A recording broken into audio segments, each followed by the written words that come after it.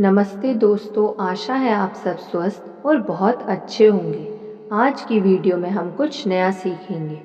मैं एक अच्छी पत्नी थी और मेरे ससुराल वाले प्रभावशाली लोग थे।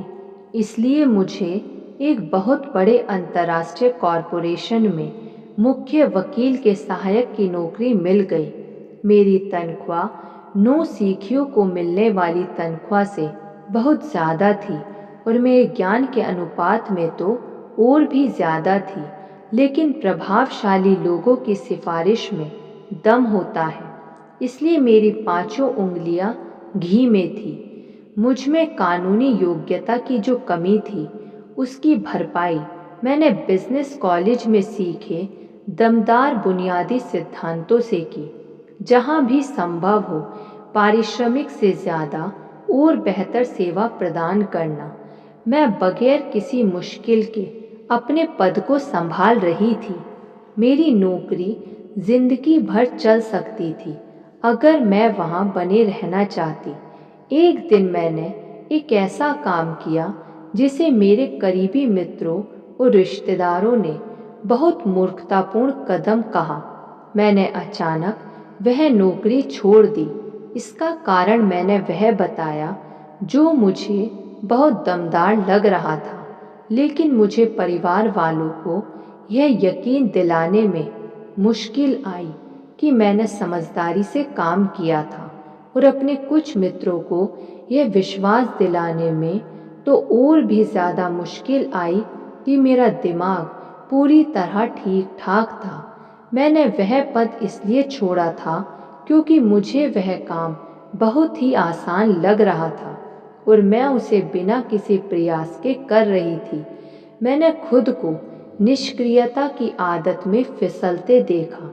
मुझे महसूस हुआ कि मुझे आसान चीज़ों से प्रेम होने लगा है और मैं जानती थी कि जल्दी ही मैं अवनति के मार्ग पर पहुंच जाऊंगी। यह मात्र जारी रखने के लिए कोई खास प्रेरक इच्छा नहीं थी। मैं मित्रों और रिश्तेदारों के बीच थी। मेरे पास एक ऐसी नौकरी थी जिसे मैं जितने समय तक चाहती कर सकती थी। तनख्वाह इतनी थी कि मकान, अच्छी कार और उसे चलाने के लिए पर्याप्त ईंधन की व्यवस्था आराम से हो जाती थी। मुझे और क्या चाहिए था? मैं इसी नज़रिए की ओर फिसल रही थी। यह देखकर मैं चौंक उठी। मैं उस वक्त दूसरे मामलों में भले ही अज्ञानी थी, लेकिन मैं शुक्रगुजार हूँ कि मुझ में इतनी समझ थी कि शक्ति और विकास केवल संघर्ष से ही आते हैं। अनुपयोग से कमजोरी और क्षय होता है। यह कदम मेरे जीवन का अगला सबसे महत्वपूर्ण मोड़ साबित हुआ। हालांकि इसके बाद 10 वर्ष की ऐसी मेहनत भी आई जो मानव हृदय का लगभग हर दुख साथ लेकर आई। मैंने अपनी नौकरी छोड़ दी जहाँ सब कुछ अच्छा चल रहा था। मैं मित्रों तथा रिश्तेदारों के बीच रह रही थी और सभी मानते थे कि मेरे सामने एक उज्जवल और बहुत ही आशाजनक भविष्य था। मैं खुलकर स्वीकार करती हूँ कि मुझे बाद में हमेशा इस बात पर आश्चर्य हुआ कि मैंने क्यों और कैसे वह कदम उठाने का साहस इकट्ठा कर लिया।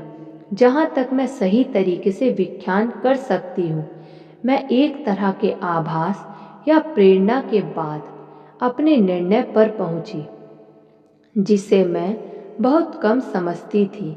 मैं तार्किक दृष्टिकोण से इस निर्णय पर नहीं पहुँची थी। मैंने रहने के लिए शिकागो शहर को चुना क्योंकि मैं जानती थी कि शिकागो संसार की सबसे प्रतिस्पर्धी जगह है।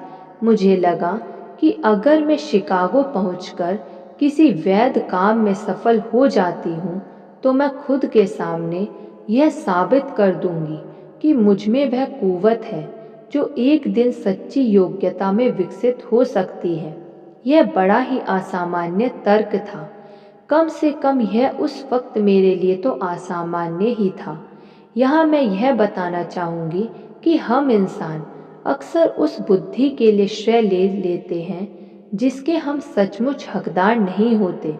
हम अक्सर उन कारणों के परिणामों या बुद्धिमत्तापूर्ण निर्णयों के लिए श्रेय ले लेते हैं जिन पर हमारा कोई नियंत्रण नहीं होता और जिनके लिए हम किसी तरह से जिम्मेदार नहीं होते।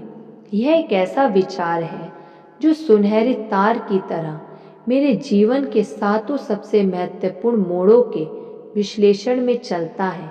देखिए, मैं यह नहीं कह रही हूँ कि हमारे सारे काम हमारे नियंत्रण के बाहर के कारणों से नियंत्रित होते हैं, लेकिन मेरी प्रबल राय है कि बुद्धिमानी इसी में है कि हम अपने जीवन के निर्णायक मोड़ों का अध्ययन और सही व्याख्या करें, खास तौर पर वहाँ जहाँ हमारी तमाम कोशिशों के बावजूद हमें एक दिशा से दूसरी दिशा में पहुँचा दिया जाता है।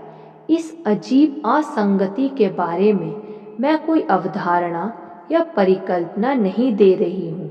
मुझे यकीन है कि आप अपनी आत्मा की व्याख्यान करने वाली शक्ति के जरिए अपना जवाब खुद खोज लेंगे।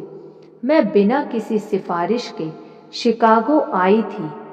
मेरा लक्ष्य अपनी योग्यता के दम पर कुछ करना था, या कम से कम जिसे मैं अपनी योग्यता मानती थी। मुझे विज्ञापन मैनेजर के पद पर नियुक्ति मिल गई। मैं विज्ञापनों के बारे में लगभग कुछ नहीं जानती थी, लेकिन सेल्समैन के रूप में मेरा पुराना अनुभव मेरे बचाव के लिए आगे आया और मेरी पुरानी मित्र पारिश्रमिक से ज़्यादा सेवा प्रदान करने की आदत ने उस जगह पर मेरा सिक्का जमा दिया। वहाँ पहले साल मैंने उम्मीद से कहीं ज़्यादा कमाई की। मैं दिन दूनी रात चौगुनी प्रगति कर रही थी। धीरे धीरे इंद्रधनुष मेरे चारों तरफ गोला बनाने लगा और मैंने एक बार फिर देखा कि सोने का चमचमाता पात्र मेरी पहुंच के बहुत करीब था। महत्वपूर्ण बात यह है कि सफलता का मेरा पैमाना हमेशा डॉलरों के संदर्भ में था और मेरे इंद्रधनुष का छोर स्वर्ण कलश के सिवा किसी दूसरी चीज का वादा नहीं करता था। इस समय तक अगर यह विचार मेरे मन में कभी आया भी हो कि इंद्रधनुष के छोर पर स्वर्ण कलश के अलावा कोई चीज मिल सकती है, तो वह विचार क्षणिक था और उसका खास असर नहीं हुआ। इतिहास में बहुतेरे प्रमाण मिलते हैं कि जश्न के बाद आमतौर पर पतन आता है। मेरा जश्न चल रहा था, लेकिन मुझे उसके बाद पतन की कोई उम्मीद नहीं थी। मुझे नहीं लगता कि कोई पतन का अनुमान तब तक लगा सकता है जब तक कि यह आ ना जाए, लेकिन यह अवश्य आएगा जब तक कि आपके बुनियादी मार्गदर्शक सिद्धांत दमदार ना हो।